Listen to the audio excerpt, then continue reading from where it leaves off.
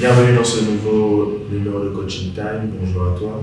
Mon nom est Fabrice Bokassa et si tu le veux bien, pour les minutes qui suivent, je serai ton coach de vie. Aujourd'hui, je vais répondre à certaines questions qui m'ont été posées par un de nos followers. La première question est de savoir quelle est la différence entre un coach de vie et un psychologue. Il y a plusieurs différences, mais je vais me focaliser sur l'essentiel. Premièrement, un psychologue a pour rôle de comprendre et de traiter les troubles psychologiques, les souffrances émotionnelles et les problèmes mentaux. Par exemple, la dépression, l'anxiété, les traumatismes dans ce sens-là.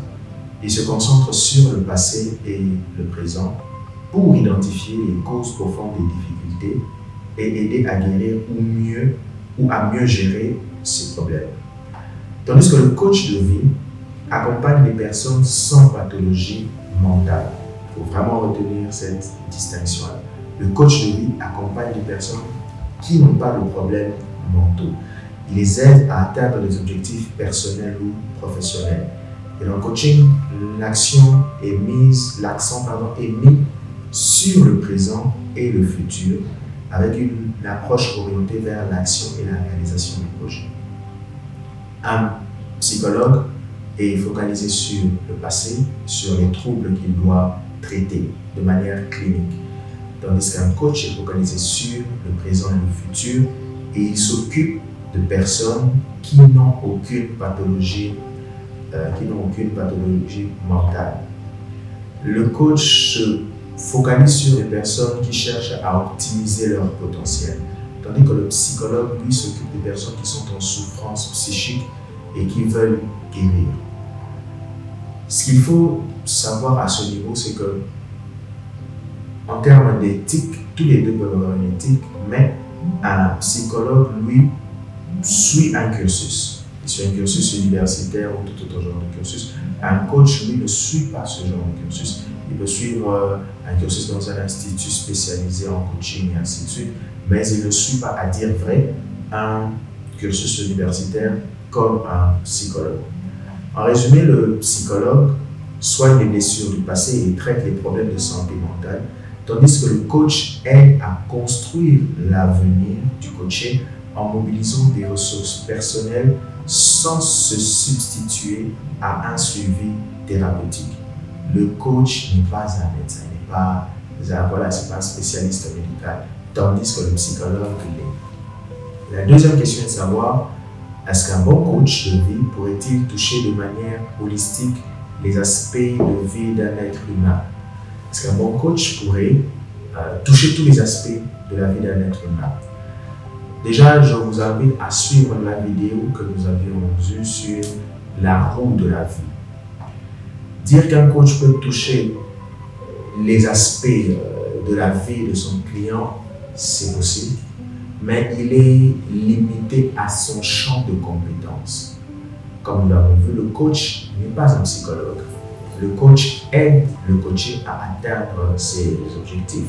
Il aide à atteindre les objectifs de manière claire, il aide à atteindre les objectifs en ce qui concerne ce qu'il a envie de voir se réaliser dans sa vie professionnelle, dans sa vie sociale, dans sa vie amoureuse. Bref, le coach peut se concentrer sur la roue de la vie de son client, sans se substituer à un médecin. Voilà. La troisième question, est spécifique au pays. Il dit, la personne qui m'a posé la question, elle dit, quand je vois l'homme congolais de nos jours, pensez-vous que le Congolais a besoin d'un coach de vie? Si oui, quels seraient les basiques de ce coaching? Penses-tu que le Congolais a besoin d'un coach de vie? Alors, RDC, Congo, est-ce que le Congolais a besoin d'un coach de vie? Je dirais que, au vu des défis auxquels le Congolais, de manière générale, fait face, je pense que oui, le Congolais a besoin d'un coach de vie. Au vu des pressions quotidiennes pour subvenir aux besoins, au vu de la situation socio-économique et de tous ces différents défis, je pense sincèrement que le Congolais a besoin d'un coach de vie. J'aimerais également préciser que, pas seulement le Congolais, tout homme, toute femme n'est pas forcément coachable, permettez-moi le terme. le coaching ne réussit pas avec tout le monde, pas forcément les Congolais. Mais dans l'optique de la question, oui, le Congolais a besoin d'un coach de vie. Je pourrais dire qu'il a besoin d'un coach de vie en ce qui est, par exemple, de la résilience, dans ce qui est, le Congolais est très résilient, à mon avis, et en ce qui est d'affronter les défis, de rester intègre, de rester, voilà, tête haute. Je pense que oui, le Congolais a besoin d'un coaching. Je suis sûr et certain, je suis Congolais, ce n'est pas parce que je le suis que je le dis, je suis sûr et certain que le Congolais a un potentiel énorme. Il lui suffit simplement d'un encadrement et vous verrez que ce potentiel peut donner naissance à d'innombrables merveilles. Oui, le Congolais a besoin d'un coaching de vie. Il peut avoir besoin d'un coach de vie pour faire quoi? D'autres, par exemple, c'est pour préserver son bien-être mental. Ouais. C'est pour maintenir un équilibre personnel dans un environnement tel que le nôtre. Nous n'allons pas nous mentir, l'environnement congolais est un environnement parfois très éprouvant au vu de ce qui se passe. Et le coach peut aider un Congolais à maintenir un équilibre personnel, à se concentrer sur la section de sa route de la vie qui concerne son bien-être mental.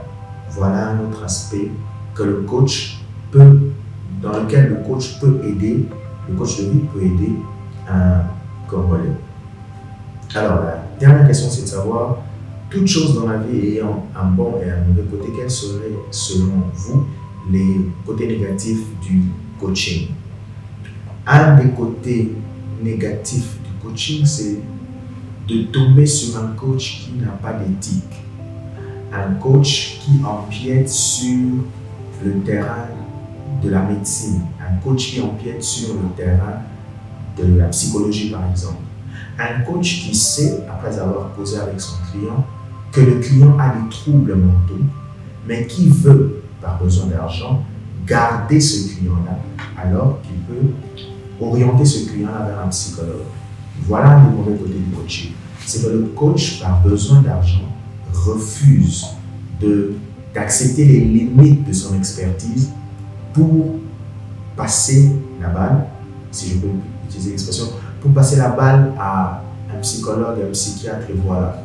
C'est un des mauvais aspects du coaching, raison pour laquelle un coach doit être très éthique. Et si vous comptez engager un coach, je vous encourage à vérifier ce qu'il a comme certification. Vérifier ses certifications. Est-ce qu'il est certifié d'une institution sérieuse, d'une institution reconnue dans le domaine du coaching? Si tel est le cas, oui, vous pouvez l'engager. Si ce n'est pas le cas, je vous déconseille d'engager des coachs qui se sont levés un beau jour pour dire « je suis coach », qui se sont autoproclamés. Voilà, donc j'espère avoir répondu aux 4 questions de M. Bob et j'attends de vos questions.